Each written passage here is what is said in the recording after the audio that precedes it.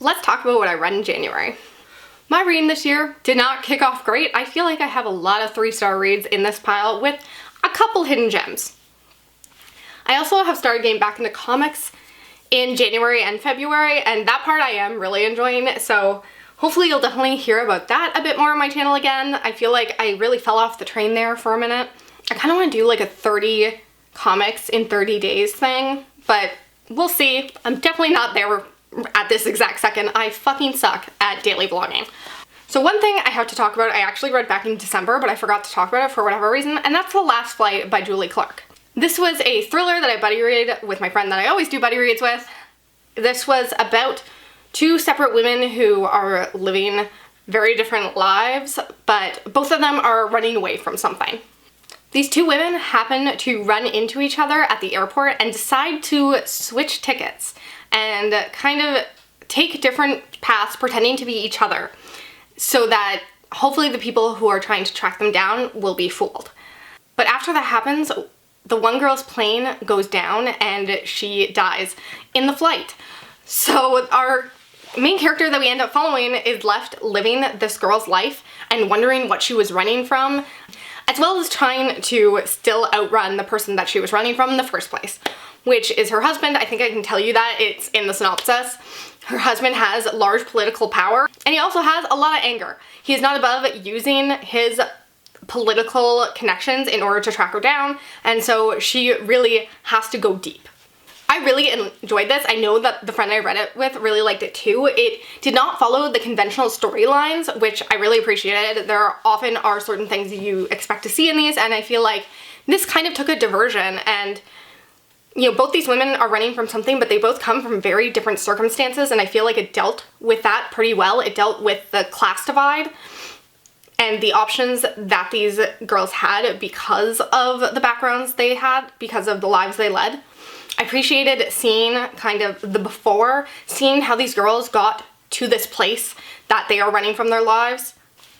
I wouldn't say it is the most memorable thriller, but I thought it was a really fun ride. I thought that the characters were interesting enough to keep the story going, keep myself involved in the story, and I gave it 4 out of 5 stars. This was a welcome surprise. I really didn't go into it expecting anything, but I came out being a fan of this woman's work, and I would definitely read some from her again in the future.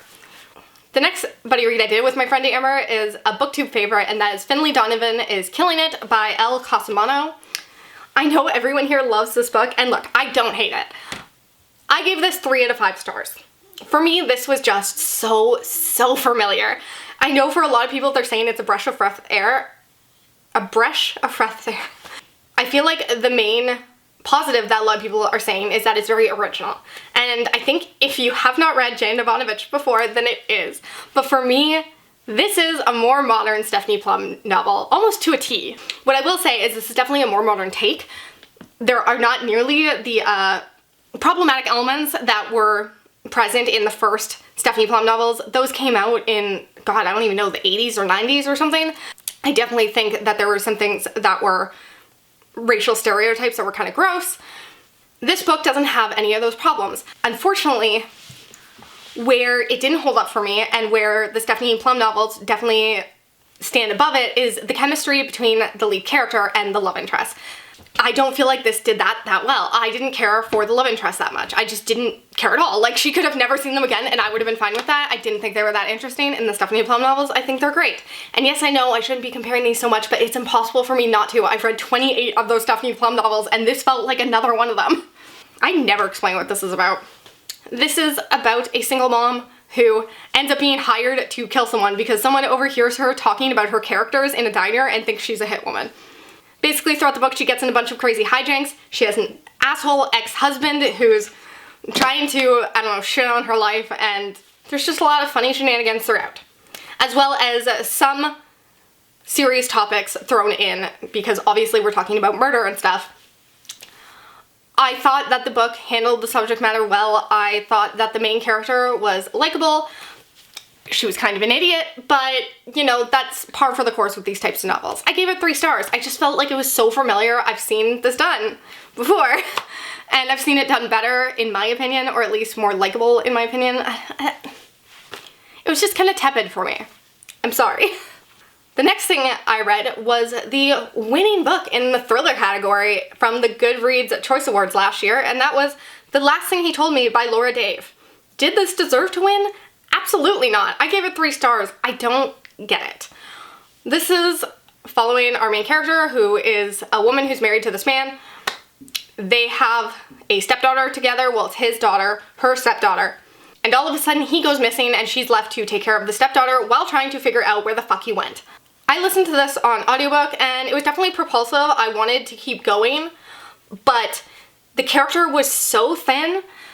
There was nothing interesting about her. There was nothing interesting about her relationship with her ex-husband. I felt like that needed to be fleshed out way more if I was expected to care about whether or not they got back together, whether or not he was alive or if she could find him. Like, I didn't care about that at all because I didn't even know who he was. There were very minimal flashbacks that I feel like didn't really give you much in terms of connection. The stuff between the mother and stepdaughter was okay. You see their connection build as they go, as they realize they have to rely on each other. Ending to the mystery is definitely maybe not what you would expect. It's not something I've seen in a ton of thrillers, but I also just kind of like didn't care. I threw up my hands and went, okay. This was not that good. It was so mediocre. Like, this is your just mediocre thriller of the year. Did it win that award? Now for a thriller and buddy read that I actually did like, The Nothing Man by Katherine Ryan Howard. This delved into kind of the true crime genre. I definitely feel like this was based a little bit around the BTK killer, which I was kind of obsessed with when I was in high school. I used to watch a ton of BTK killer movies. I don't know why. We follow the perspective of the serial killer as he's reading the book based on him. There was one victim who got away and she wrote a book on the night her family was murdered by him. And this book is called The Nothing Man. I love the way this pokes into the true crime genre, the way that we almost treat these killers like celebrities, that we forget the victims and focus way too much on these killers. I love the way they talked about how we almost idolize them and put them on a pedestal, and we treat them like they're these genius masterminds when really they're just a bunch of fucking losers. They don't get away with this because they're so cunning. They get away with these things through mostly luck and police incompetence. You know, the last, I'd say, quarter of this book is really what made me give this 5 stars, because I'm a true crime gal. I have watched it all, and yet I still sometimes feel gross about it. I think there's a way to write about it and a way to not write about it, and unfortunately, I think more often than not, we talk about it in the wrong way. My cat is slowly knocking everything off my table. The next thing I read was Morning Star by Pierce Brown. This is the 3rd book in the Red Rising series. It is also kind of a conclusion. I know he wrote 3 more books, but that was the conclusion before, and then like years later he came out with 3 books, I think. I don't really know. I think it was originally supposed to be a trilogy. Either way, I'm done. I'm not reading anymore. This was not for me. I went into this and got tricked because of Red Rising and because of the Hunger Games aspects, not realizing that the series was going to go in a completely different direction and was going to just become about space politics, which I don't enjoy. This is a series about a bunch of space politics. I don't know. It doesn't matter. There's a caste system, and golds are the highest and reds are the lowest, and one of the reds pretends to become a gold to take it apart from the inside, and I did not care about any of this. I cared about some of the characters, and that was it, and that's definitely what kept me hooked, kind of, to the series. Every time Severo showed up, I was like, you know, I'm in, I'm ready, I'm paying attention, but he was not in enough of this book for me to care. I liked the main character, Darrow, but I just didn't care about any of the politics in this, and that has nothing to do with this series. It has to do with my personal preference, and I don't like these types of books. I shouldn't have read the 3rd book, but I figured, you know, I could at least close it out in a way. I thought the conclusion was very neat and tidy in a way that I don't particularly enjoy. I felt like it was a bit too neat, but whatever, I'm done, so who cares? The next thing I read was Seed by Ania Ahlborn. This is the 2nd book I've listened to by Ania Ahlborn on audiobook, and it's probably the 2nd one I've given 2.5 stars. The first one I read was The Shuddering. I really just didn't like either of them. This one was about a family whose child starts acting strangely, and the husband recognizes this strangeness within his child because he encountered this before. And he now has to face what he did to his family several years ago before it happens to his new family. I don't have a lot to say about this. I didn't like any of the characters. I didn't care what happened. I totally could have DNF'd this book and I would have been fine. I think that, like, if you turn this into a horror movie, this would be a very generic horror movie that you have seen a million times and you will instantly forget. The only thing that might make it memorable is the southern setting. And even that, I mean, it's not that interesting.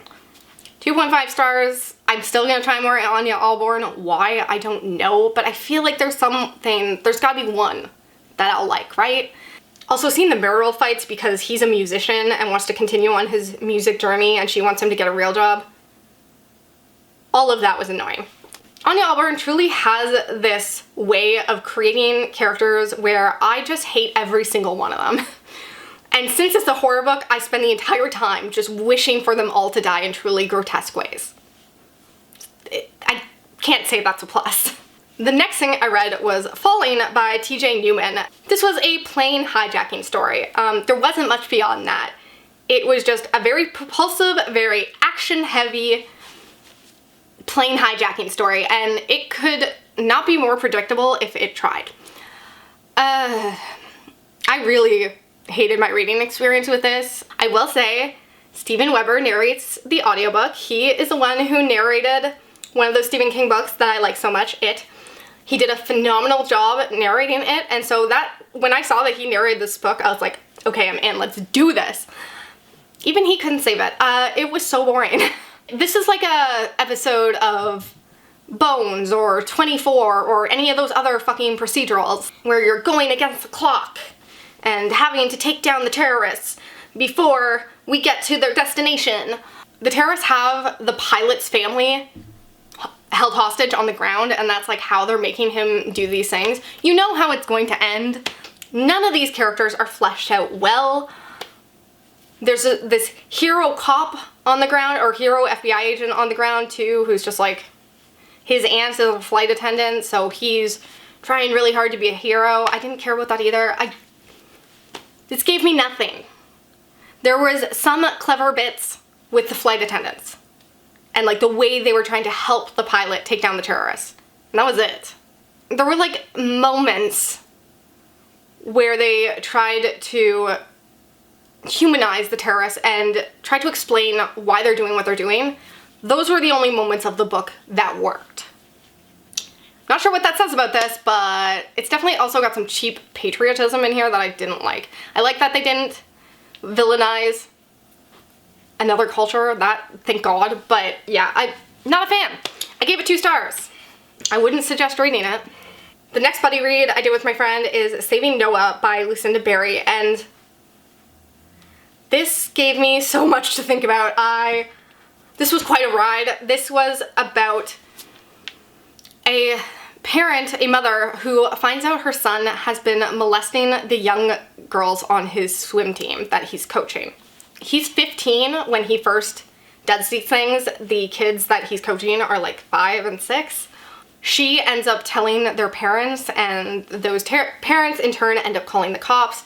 He goes to juvie, and then this kind of deals with the different time zones. It flashes back and stuff, but we're dealing with the aftermath of when he gets out of juvie and how his parents are going to react to him and deal with him and how they're going to get him through this while also trying to reintegrate him into society.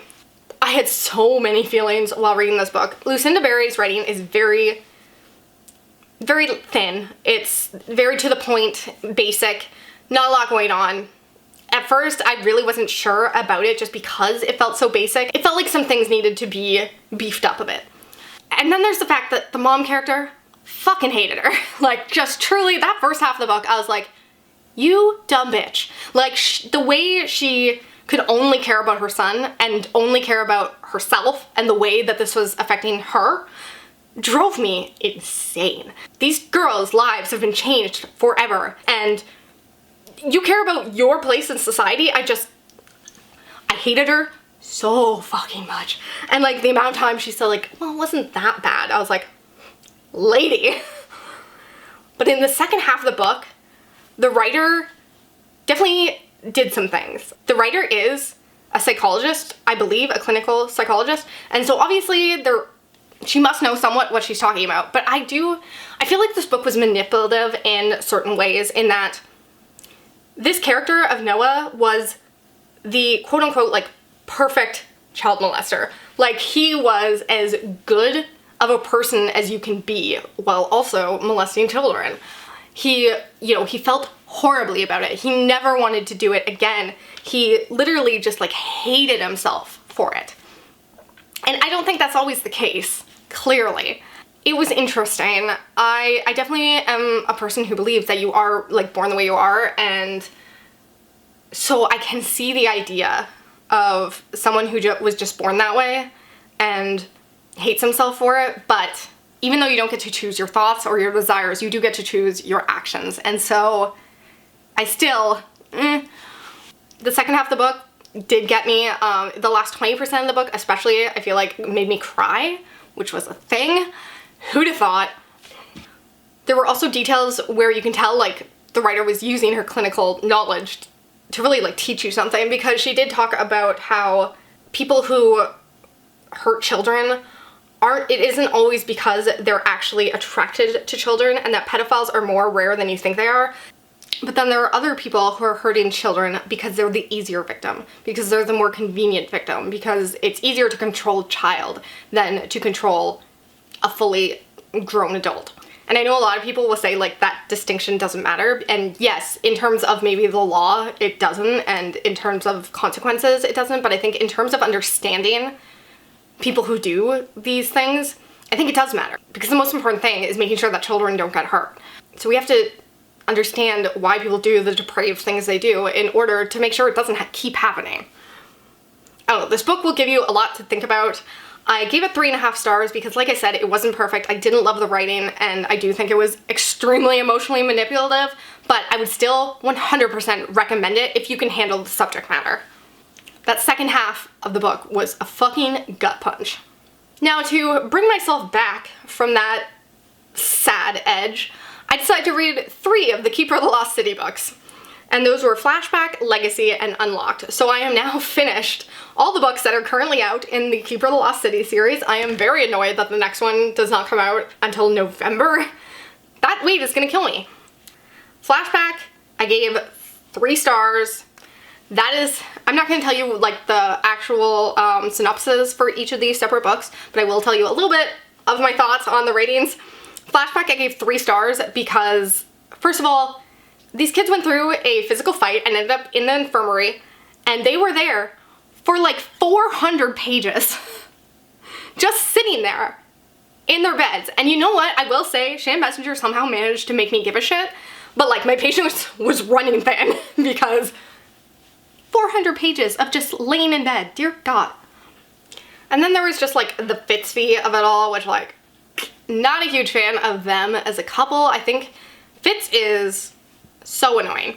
I really do not like him, but I do like where that storyline has gone and is going, so that's something. The other thing I really didn't like is it felt like the entire storyline revolved around something that was inevitable. Fitz kept yelling at everyone, hey, this thing is gonna happen, and then that's what happened. Like,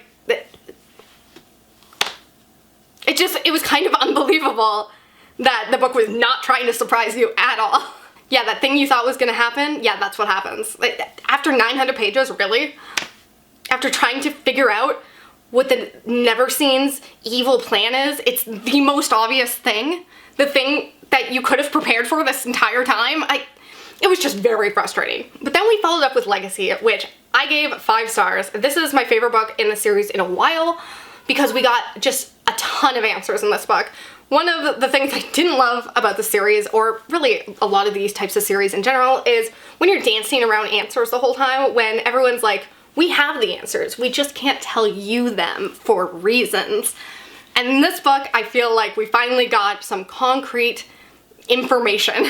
We honestly found out some of the biggest questions that have been around since the beginning of the series, so I just love that overall. I also like where the Fitz thing has gone. Like I said, you know, Sophie has seen Fitz as this dreamboat for the entire series, and she's finally kind of seeing who he truly is, although she definitely still has like rose-tinted glasses on, but I'm hoping she will eventually come to see that Keith is clearly the better answer. And then the last one of that series I read was Unlocked, which was technically book 8.5, and so I went into this book not realizing that this was actually just a novella, as well as just like a bunch of extra stuff like recipes and character bios, stuff like that. I just skipped all that and went straight to the novella. I don't like where this novella ends off. It ends off with one of my favorite characters going off on their own, and that is not going to make the 9th book enjoyable for me, gotta tell you. I will read it regardless, but yeah, I'm pretty pissed. I feel like this is going down a route where that character will show back up at the end of the 9th novel when, you know, they're really in danger and think they're about to lose it all, and that's gonna make me mad. I gave this 8.5 book, I think 3 stars. After that, I went back into thriller territory with Her Pretty Face by Robyn Harding. This was an interesting experience. This book was about this woman who is friends with another woman at school. She always feels like she's been kind of the one left out of like all the PTA meeting mom cliques. But then all of a sudden this one woman who is like too fabulous for her decides that she wants to become friends with her, and their sons end up becoming friends, and then like some secrets get revealed. You know how these domestic thriller situations go. Now, there was somewhere around probably the 40% mark or 30% mark, I started to understand where this was going. I'm Canadian, and so I realized pretty quickly that this book is based off a very famous true crime case here in Canada. I think this could have been done much better than it was. I don't know how to talk about this book without spoilers. Let's just say it wasn't my favorite. I think there was a lot that could have been explored here that wasn't. I thought the ending sucked. Like, it truly went nowhere. I feel like after the 60% mark or so, you could have just cut away the rest of the book. Like, none of it mattered. I kept thinking it was gonna do something, and nothing happened. So I gave this 3 stars because I did enjoy the first half of the book, and I also enjoyed that once we got the reveal, we got to see the consequences of that. We got to have some conversations. I just wish that there was also something else that happened. The next thing I read, again, a buddy read, was Sometimes I Lie by Feeney. I'm just gonna tell you right at the back, I gave this book 2 stars and really did not enjoy it. I have realized now, this is my second Feeney book, and her books are really just kind of off the rails. They start in one place and go to a completely different place. This book is about a woman who's in a coma and she can't remember why, but she can hear all the goings-ons around her when her loved ones come to visit her, and she's trying to like connect the dots. We get to see kind of 3 different time periods, her in her coma. We also get to see her in her job, as well as diary entries from the age of 10 or so. This had a twist that I've seen a million times before. It was fine here, I guess. My problem was I hated this character. I hated her so much. I didn't like the audiobook. I thought that the narration was not great. It really just like, oh, what's that word? Monotone. She just non-stop complained, and it got to be very, very grating, and everything was vague, mundane, and then also add in the complaining. Like, there was just nothing there. Now, as the book goes on, there are some elements that are added in that are more interesting, but it doesn't necessarily feel like they all fit together. It feels like there are some things that are added in for no reason whatsoever other than to make this book more dramatic. So I ended up giving this book 2 stars. I really didn't like it in the end. I think most people have seen this twist done a million times, and whether or not you like the book will come down to if you don't see the twist coming or not, as well as if you can get past just how unlikable this character is and how uninteresting this character is. So basically, I just don't recommend reading it. Okay, so the last 2 things I finished this month were 2 comic book series. I finished the series Sea of Stars, which was about a boy him and his dad work in space, and somehow they get like disconnected from each other and he's kind of lost on his own. The father is trying to find him. I gave this 2.5 stars when it was about the boy just like kind of swimming through space and like searching the galaxy out and meeting little friends. That I really liked. I was really into it. I thought it was really cute and sweet and kind of fun. The sidekick characters were great. Like one of them was just this big grump who wants to eat the child, and that was kind of like a fun character to have. I really enjoyed that. Definitely I thought maybe it was going to go in a survival aspect kind of thing and I would enjoy that. But instead it went into a space politic route. There's like this missing artifact that the kid has and they need to get it back to this colony, and there's like a war going on and stuff. I didn't care. I didn't like any of it. I gave it 2.5 stars. I much preferred when it dealt with the more personal aspects of the story. The other series I read was Bitterroot, which I gave 4 stars. I really enjoyed this one. This was also kind of short. I believe it was about 15 issues. This is about a family who has been monster hunting their whole lives. The monsters that they're hunting are basically massive racists. They are people who've been infected by racism that then turns them into monsters. This definitely reminded me of the book Ring Shout, which I also really enjoyed. There were so many cultural aspects that just made the history of this family so rich. I feel like the world building and stuff was so well done and immediate. I understood who these characters were almost instantly, and I mean, this was just a really impressive version of this short type of story. Would I have loved for this story to be longer? Absolutely.